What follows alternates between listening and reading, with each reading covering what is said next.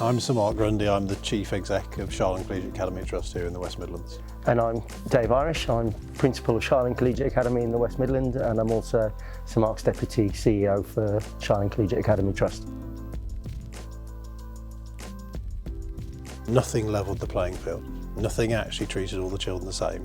The curriculum was cut very differently if you were able to, if you weren't quite as confident. And one of the first things we did was take technology to level the playing field. You know, a phrase that you'll hear a lot around here is it's not technology for technology's sake, where it's going to make a difference, where it's going to level the playing field or accelerate learning.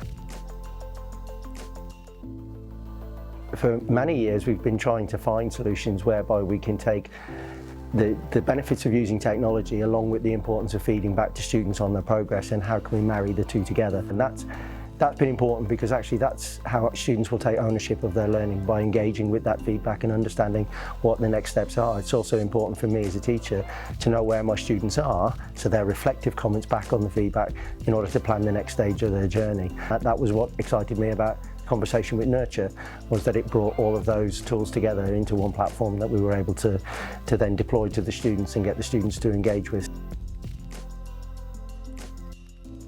The huge selling point, apart from the fact that it clearly is pedagogically sound about nurture, is it sits in the team's environment.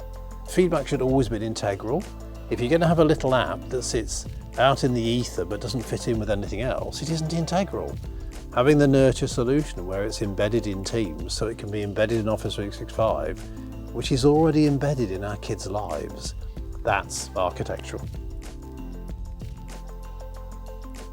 It's actually radically different in terms of how you could manage the feedback process for staff, and actually how children could receive it without us having to come out of our comfort zone of working in Microsoft's architecture. And what we've been able to see, what Dave's been able to take me through, and I can absolutely see how this could work in our other schools, is something whereby we'll actually make a sea change in terms of how we can work without it being a dramatic movement for what people are used to. The thing that really excited me was a conversation with a student about it.